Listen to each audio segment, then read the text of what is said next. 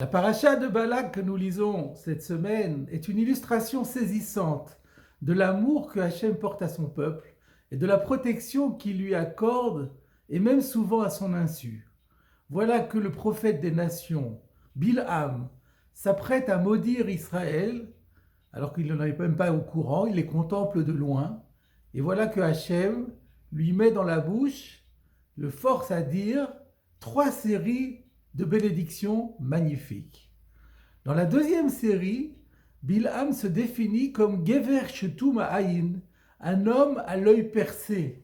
Rashi explique qu'il avait l'œil crevé, énucléé, et son orbite paraissait ouverte. Et Rashi complète en disant, rapportant l'explication que donne le Talmud dans Sota, page 17a, comme quoi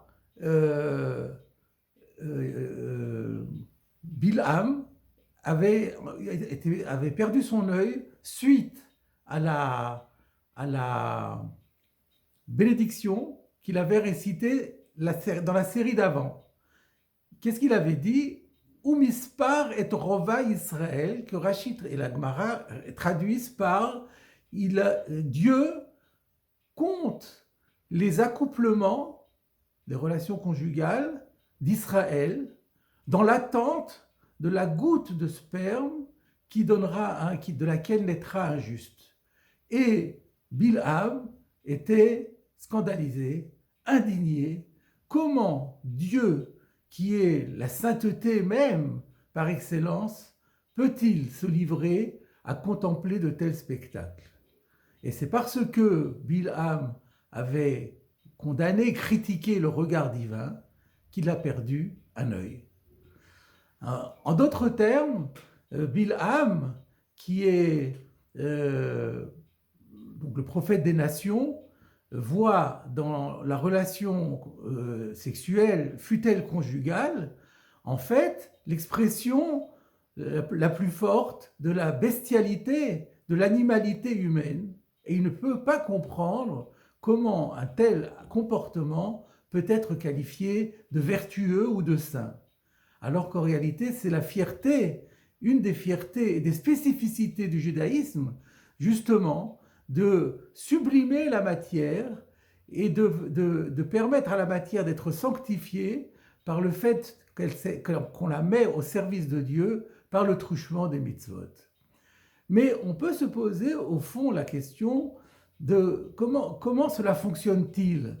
Après tout, comment un comportement qui est fondé sur l'instinct, fondé sur les pulsions, fondé sur le désir amoureux, comment un tel comportement peut-il devenir une énergie sacrée? Mon maître, Rav Wolbe, a proposé l'éclairage suivant en s'appuyant sur un texte bien connu de la Gemara où Rabbi Akiva dit « Ish ve'isha » un homme et une femme, un mari et sa femme, Zachou, s'ils l'ont mérité, Shechina benehem, Dieu est présent parmi eux. Et si ce n'est pas le cas, s'ils ont démérité, alors un feu va les dévorer, Esh ochlatan. Et Rashi explique qu'en hébreu, le mot homme, le mot qui désigne l'homme, c'est Ish. Dans le nom de Ish, il y a un Yud, la lettre Yud. Et le nom qui désigne la femme, c'est Isha. Et dans ce Isha, il y a un Hei, la lettre Hei. Quand on associe la lettre Yod avec la lettre Hei, on obtient K, Yud K, qui est le nom de Dieu. Et donc ça veut dire que lorsque le Ish et le Isha, l'homme et la femme, le méritent, alors Dieu s'installe parmi eux, installe sa résidence parmi eux. Et par contre, s'ils ne se comportent pas bien, alors Dieu enlève son nom de l'homme et de la femme, et qu'est-ce qui reste? Eh bien, il va rester chez l'homme Aleph Shin, chez la femme Aleph Shin, c'est-à-dire Esh, 2 fois Esh. Et c'est cela, Esh Ochlatan, le feu qui va les dévorer. Et on peut se poser la question, mais même lorsque Dieu est présent parmi eux, le Esh est toujours là. Alors d'abord, qu'est-ce que c'est que ce Esh? Ce Esh dévorant, c'est quoi? Ce n'est pas autre chose que le feu de la passion physique, de ce désir amoureux dont nous parlions, de cet instinct, de cette pulsion. Mais que devient-elle lorsque Dieu est présent? Eh bien, le Esh est toujours là. Alors comment comprendre cette coexistence entre Dieu d'une part et le feu d'autre part?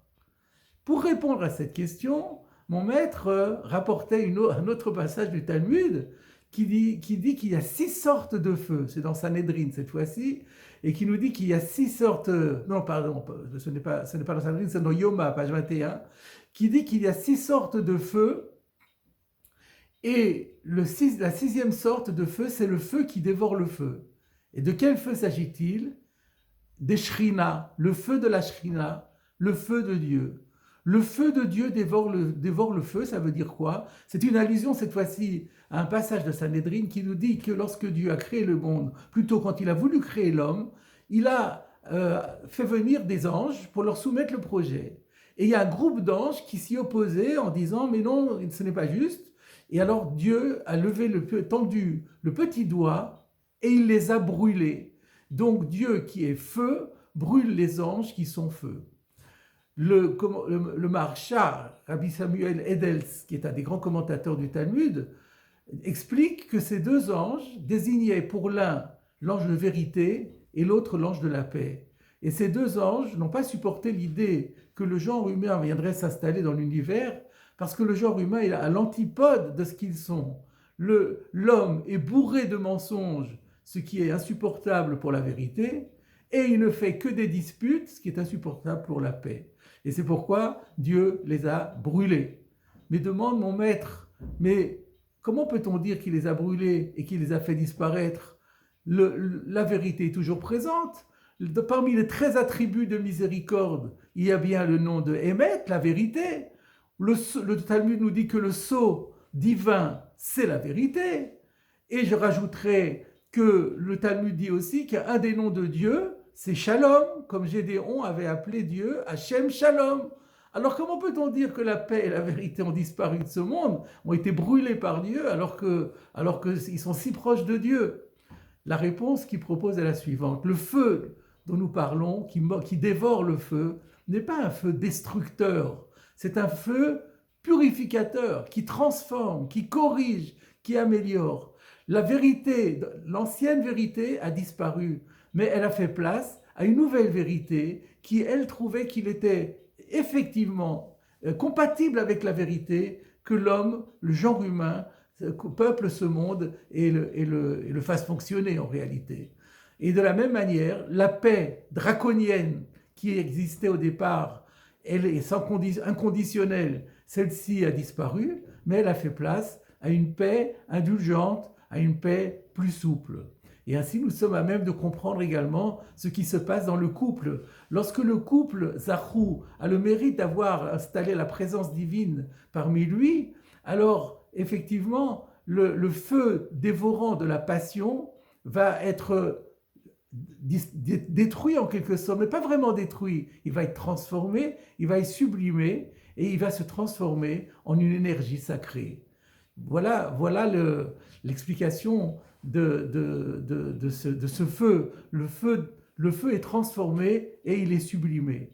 Et alors il est intéressant de savoir que le Talmud dit encore par ailleurs, dans Baba Batra cette fois-ci, que de la même façon, si un homme est poresh midivre Torah, il prend ses distances par rapport aux paroles de la Torah, esh ochlato, on retrouve la même formule, le feu le dévore. Et Rav Wolbe explique, ça veut dire que ce qui l'éloigne de la Torah, et ben c'est là encore une fois cet attrait pour les choses physiques, pour la jouissance matérielle, pour la volupté, pour ce genre de choses, et c'est ça qui va l'éloigner. Mais ce qui sous-entend également que si on s'investit dans l'étude de la Torah, alors cette tendance amoureuse du physique va continuer à exister, mais elle va être transformée, elle va être purifiée, et le Zohar nous dit qu'elle était indispensable parce que c'est elle qui nous donne la volupté de l'étude de la Torah. Voilà, mes chers amis, cette leçon que Bilham, l'impie, qui était un homme débauché et qui se livrait au plaisir sexuel, d'après notre tradition, cette leçon-là, il ne pouvait pas la comprendre. Mais il faut savoir que c'est cette leçon qui a porté tous les couples juifs tout au long de l'histoire, tout au long des générations. Et c'est cette vision des choses qui a permis au peuple juif, qui lui a donné, qui lui a conféré sa pérennité jusqu'à nos jours et jusqu'à la venue du Mashiach. C'est une leçon qu'il est bon de rappeler de temps en temps.